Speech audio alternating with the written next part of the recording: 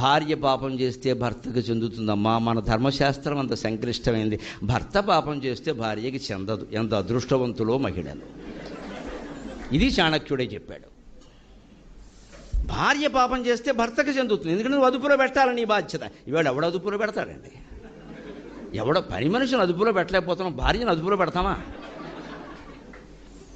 భార్యను అదుపులో పెడితే వెంటనే మహిళా సంఘాల వాళ్ళు రారు, స్వేచ్ఛ హక్కులు, వెంటనే వీడి మీద కేసు, గృహహింస. వీడి కాదండి, అమెరికాలో ఉన్న వీళ్ళ అక్క, వీళ్ళ అమ్మ, అందరూ ఆడపడుచులు మొత్తం తోసేస్తారు లోపలికి.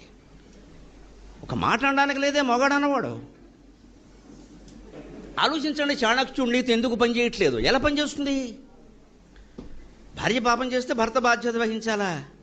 భర్త పాపం చేస్తే భార్యకి లేదండి. పైగా భర్త పుణ్యం చేస్తే సగం పెడుతుందండి. ఇది ఎక్కడ న్యాయశాస్త్రం? అంతే. ఎందుకంటే ఈ బాధ్యత బాధ్యత బాధ్యత. నీ బాధ్యత నువ్వు చెయ్యి. మగాడు ఎందుకున్నావు ఇంట్లో? మీరు ఎందుకు ఈ వయసులో పని చేస్తున్నారు? అమ్మా చికెన్ కూర వండమ్మా, ఆదివారం కదా అని అడిగితే వెళ్ళి బర్రెల దగ్గర పనిచేయి, బిర్యానీ వండుతా అన్నది. అందుకే. ఇక కర్మ ఏమిటంటే ఈ రోజుల్లో ఆ తల్లి నిజంగా పాపం భర్త ఉంటే భర్తతోనైనా ఏదో మాట్లాడు, వాడు లేకపోతే చచ్చిపోతుంది ఆవిడ అన్యాయంగా ఒంటరితనంతో. భార్య లేకపోతే భర్త పరిస్థితి ఏమిటండి? 60 ఏళ్ళు 70 ఏళ్ళు వచ్చాక భార్య పోతే అంతకంటే పెద్ద దౌర్భాగ్యం ఇంకోటి లేదండి. మగాడికి ముఖ్యంగా ఆర్థికమైన లోటు లేకపోతే ఆడవాళ్ళకి ఏదో నడిచిపోతుందండి. ఎందుకంటే వాళ్ళ కాఫీ వాళ్ళు కాచుకుంటారు, ఇంత ఉడకేసుకుంటారు. మా మగాళ్ళ బతుకులు ఏంటంటే అన్నిటికీ ఆడవాళ్ళ మీద ఆధారపడతాం. మాది పూర్వతరం, బాగా చేసేవాళ్ళే దొరికారు మా అదృష్టం కొద్దీ, మమ్మల్ని చేయనివ్వరు వాళ్ళు. అందుకే ఏమన్నా జరిగిందంటే ఇక వీడు అవుట్. వీడు కాఫీ ఇచ్చేవాళ్ళు లేరు ఇక్కడ ఇంట్లో. ఎందుకంటే భార్యను అడిగినట్టుగా కోడలను అడగలేమమ్మా, కష్టం అది. పెద్దవాళ్ళకి ఎప్పుడు అనంటే వాళ్ళకి ఇష్టమైన ఆహారం పెట్టాలమ్మా, మన నిబంధనలు వాళ్ళకి పెట్టకూడదు. రంగమార్తాండ సినిమా చూస్తే అర్థమవుతుంది. అందులో ప్రకాష్ రాజు కోడలో మీకు డైట్ ఫుడ్ తెచ్చాను పొద్దున్నే, నేను ఏదో పెద్ద కాస్త మనుషులు తినే ఫుడ్ పెట్టమ్మా అని చెబుతాడు. ఎందుకని? ఆ ముసలాళ్ళ వాళ్ళకి 70 ఏళ్ళు 80 ఏళ్ళు ఉన్న వాడికి ఏదో పొద్దున్నే పులిహార తినాలని ఉంటుంది, పెసరట్టు తినాలి, ఉప్మా. నువ్వు వాడికి ఆరోగ్య సూత్రాలు చెబుతావు ఇక్కడ. వాడికంటే ఆరోగ్యం 10 ఏళ్ళ వాడికి చెప్పండి.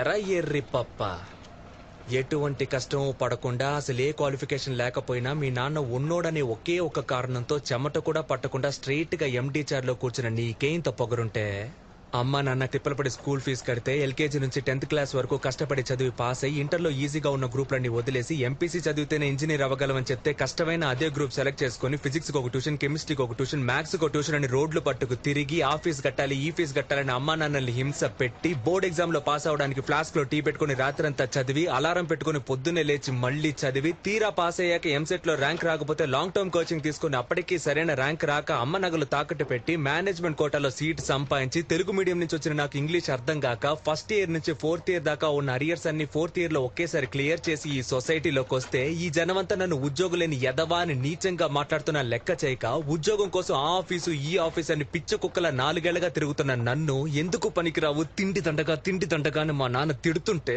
ఒక్కో మెతుకు గొంతులో దిగక ముళ్ళులా గుచ్చుకుంటుంటే మింకలేక కక్కలేక చస్తూ బతుకుతున్న నాకు ఎవరో ఓ మహాన్ భావుడు మంచి మనసుతో అవకాశం ఇస్తే దాన్ని కూడా లాగేసుకోవాలని చూస్తున్న నీలాంటి బేవర్స్ గాన్ని ఎదిరించి ఈ రోజు నీ ముందు నుంచి మాట్లాడుతున్న ఉద్యోగులేని గ్రాడ్యుయేట్ ని నాకెంత పొగరుండాలరా. కాలేజ్ పోరిలా. హలో లడ్డు, దొడ్డికి పోయినావా బిడ్డ? దొడ్డుకు పోయినావా, ముడ్డి కడుక్కున్నావా, కడ్రాయి వేసుకుని కొబ్బరి నూనె పెట్టుకున్నావా? ఏం డాడ్ నువ్వు ఇది? దొడ్డు చెప్పిన మాట వినాలే బిడ్డ. వ్యతిరేకత, మాట వింటేనే చికాకు పడ్డం. ఎవరినైనా శివుడితో పోలిస్తే ఆవిడ కూర్చో, ఏం మాట్లాడుతున్నావు, శివుడికి వాడికి పోలికే తీసాయి. ఈ మాట భార్య నోట వెంట వస్తే భర్తతో మరొకరిని పోల్చినప్పుడు మా ఆయనతో ఎవరిని పోల్చాలని వీల్లేదు అని వస్తే ఆ భర్త ఏ ఎరువు వేయాల్సిన అవసరం లేకుండా ఇంత లావు అవుతాడు. మా ఆవిడికి నేను నచ్చాను, ఇంకేం కావాలి. అలా ఉండరు చాలామంది భార్యలు. దురదృష్టవశాత్తు ఏదో అందరికీ అటువంటి అదృష్టం పడుతుంది. అక్కడికి అయిపోయింది ఇప్పుడు పని. ఇంకా ఓ పెళ్లి కూతురికి పెళ్లి చూపులు అవుతున్నాయట. అయిపోయిన తర్వాత ఆ అమ్మాయి ఆ అబ్బాయిని నేను చేసుకోనని చెప్పింది. ఏమిటంటే ఆ మొహం చూడమ్మా, దెబ్బరొట్టె మొహం, వాడు నవ్వు లేదు ఏమీ లేదు, ఎలా కాపురం చేస్తాం అందుట. వెంటనే భార్య అందట, అదేమిటి మీ నాన్నతో నేను చేయట్లే కాపురం అందట. ఆయన అక్కడే ఉన్నాడు, ఇప్పుడు ఆయన ఫోటో తీయండి మీరు. అదేమిటి అలా అంటే పెళ్ళి అవుతుందమ్మా మీ నాన్నతో అంటే, మా నాన్న దెబ్బరొట్టేగా. ఈ భావన ఉంటే ఇంకా శృంగారం ఏమిటండి? భర్త యందు లేదా భార్య యందు శృంగార భావన ఉండాలి. ఇతరుల ప్రసక్తి వస్తే అసహ్యించుకోవాలి. బీభత్సరసం అంటే అసహ్యించుకోవడం. అసహ్యం కొన్నింట్లో అవసరం జీవితం. ఒక ఇంజనీర్ అంటే చెయ్యెత్తి నమస్కారం పెట్టాలమ్మా. వాడా ఇంజనీరా, ఎంత సంపాదిస్తున్నావు, ప్యాకేజీ ఎంత? ఇంజనీర్ అంటే ప్యాకేజీయా? ఇవాళ ఇంజనీర్ అంటే అంతేనండి. ప్యాకేజీ ఎంత? ప్యాకేజీ ఏ కంపెనీ? వాడు ఏదో అన్నాడు అనుకో, యాపిల్ కాదా, జాంపండు దొరకలేదా? యాపిల్ ఏంటి? టీసీఎస్ అనాలి. టీసీఎస్ కాకుండా అంటే టీసీఎస్ లేదా? కొంచెం కష్టపడాల్సింది. అంటే ఉద్యోగం ప్యాకేజీ. ఇంజనీరింగ్ అంటే ప్యాకేజీయా? ఇంజనీరింగ్ అంటే ఒక మోక్షగుండం విశ్వేశ్వరయ్య.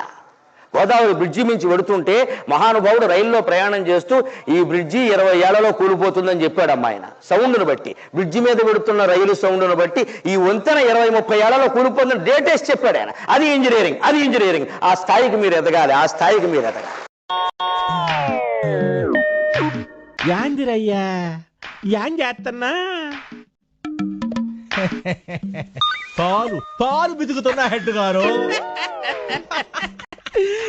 పట్ట పగలు మిట్ట మధ్యాహ్నం పాలు బితుకుతున్నా దున్నపోతుకి పాలేమత్తయ్యరా. నిన్న గనక టేషన్కి తీసుకెళ్ళి ఉతికితే నా స్వామి రంగా పాలే